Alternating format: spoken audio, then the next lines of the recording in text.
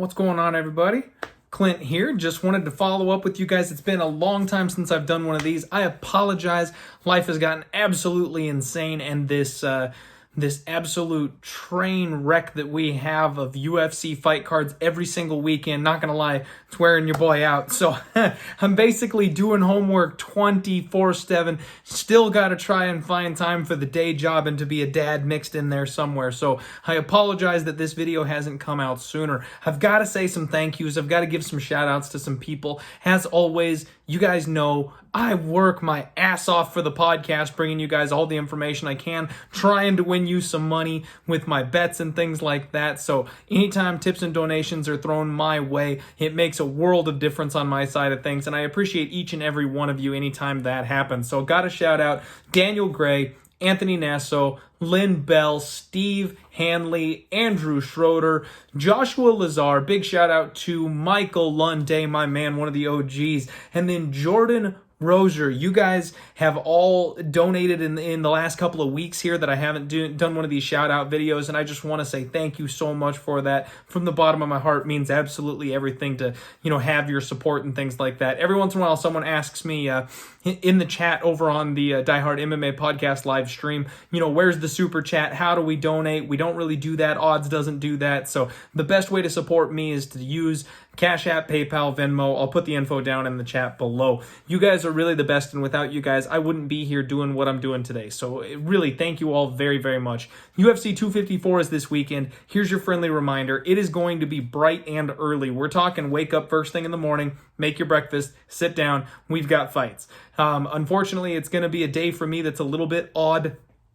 We're celebrating my daughter's birthday and stuff like that on Saturday, so I'm going to be trying to juggle both hats. I'm going to be trying to watch the fights, probably on my phone, while I'm trying to chase my daughter around, make her feel special, because that's the day that we've carved out to spend some time with family and stuff like that, to hang out with her. So gotta let you all know that I might not be as active this week when it comes to that kind of thing. You all saw the post weigh-in video, I am sure, and the reads that I threw out there. We've doubled down on Justin Gaethje. I sacked up. Big balls play of the day. We're going to go ahead and take our shot against Khabib thanks to that weigh-in video. And I hedged out on a couple of spots, and I know that that's something people aren't necessarily a fan of. You guys don't like when I hedge off of plays, but you know what? The last couple times I've hedged, it's worked out really, really well for us, and I don't want to just leave money on the table. There are those situations where you should let it ride, that kind of thing, but the situations that we found this weekend, I feel like are just sketchy enough that I don't really want to do that. I did end up throwing on the under 2.5 on the heavyweight fight between Volkov and Harris.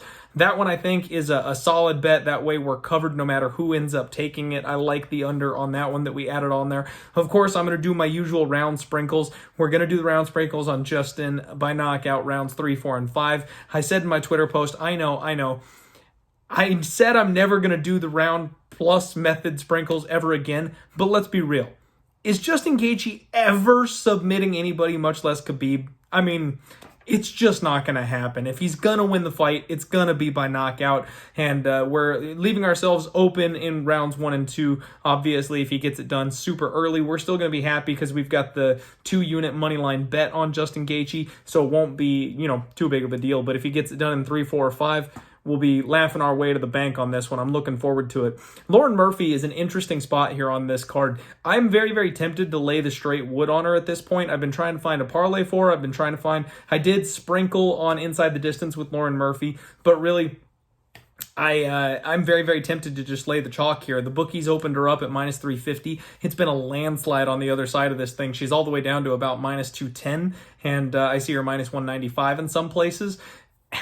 I just don't know what to do on that one. I think she's the bigger, stronger fighter. She's ready for a title shot. She's supposed to be fighting a number 1 contender. Murphy's the play there, but I kind of want to parlay her with somebody. The only problem is I've crossed out all my parlay options.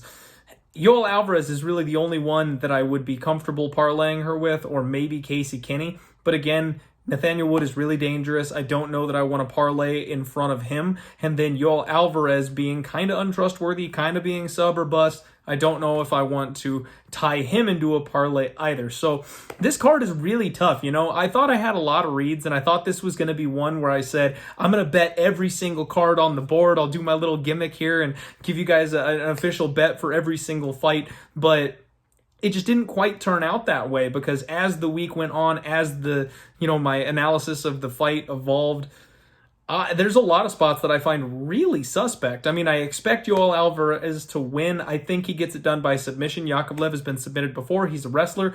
But Yoel Alvarez missed weight. Maybe he gasses out. We don't know. Yakovlev hasn't been submitted in a while. Maybe he's patched that hole up. Maybe he grinds out a 15-minute decision. I don't know. So I don't really want to lay chalk on that one.